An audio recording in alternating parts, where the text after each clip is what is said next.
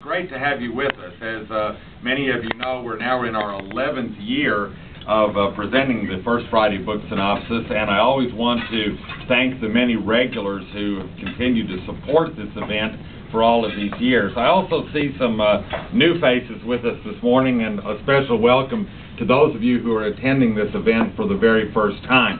I'd like to give you an orientation to what we do at these sessions, because it's really important to understand that this truly is an information transfer. We take the essence of two business bestsellers and give you the content of that book. Enough of it where you can fool someone that you read the book yourself. And one of the pacts that I make with you every month is, if you choose to use this information in your own presentations and conversations and emails or whatever you would like to do with it, the pact I make with you is, I will never tell anyone you didn't read the book. And that is the pact that I make. As I also say every month when we do these, that if there is something you hear in these books that you do not like, it doesn't resonate well with your values or your own philosophy and so forth, remember, please, do not kill the messenger. We didn't write these. We're simply telling you what the authors have said, and that's our goal. It's truly an oral cliff note to two business bestsellers, and it's great to have you with us today for these. Each one of you received a handout today, and in the handout you find a presentation outline and a sheet of quotes for the two books that we give the synopses for. The presentation outline allows you to follow us as we speak, and we make frequent references to that outline. The quotes are a sheet that you can read on your own time to get a flavor of the author's language in the book and give you, again, another chance to see the essence of the book. I'd like to start this morning, if you would turn to your handout, and the book that I am doing this morning for a synopsis is called Egonomics, and it is written by David Marcum and Stephen Smith. And if you'll turn to that presentation outline, we'll start with the synopses of Egonomics. You know, we've had Wickonomics, we've had Freakonomics, and now we have Egonomics, and frankly, I'm out of phrases. I don't know what else you can put in front of anomics, but I'm sure somebody will come up with something.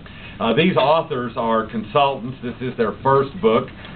They are very original in the name of their firm. It's called Marcum Smith. That's, of course, the last names of the authors. The premise of this book I put in the box on your presentation outline, that ego is the invisible line item on every company's profit and loss statement. And because ego is subtly out of sight on the P&L, that's precisely why for decades, if not centuries, we've become no better and maybe no worse at managing the most pervasive, powerful force inside every person in every company. And it's interesting because this really is a balanced book. They really do a very good job of talking about the liability of ego in an organization, as well as how you can use this as an asset for powerful things. And as I talk this morning, I'll try to give you that balance from both of those things, because there really are two sides of the story. Now, I want to start with an experiment that they reported on in the book, and it shows how ego plays a role in decision making, and my assumption is that none of you would likely do this, but I'd like to tell you what happened in this experiment. The researchers assigned people to one of two groups.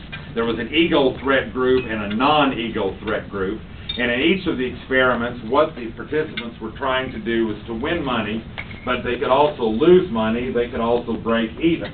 They were given the same instructions. They said they were about to take part in a bidding war, very similar to an auction, but with only one other person whom you're trying to beat. The auction was for $1.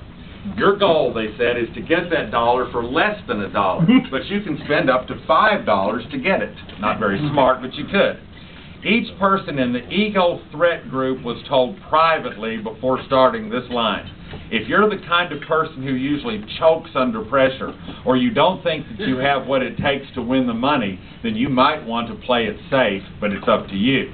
As the bidding started in the experiment, the people who received the ego threat let their bids escalate higher in almost every instance than those who weren't trying to protect their ego.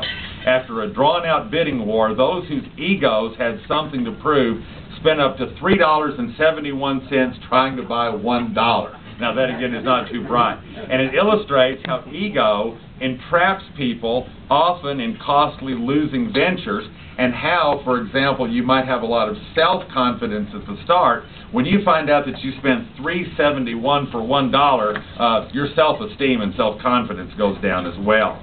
They also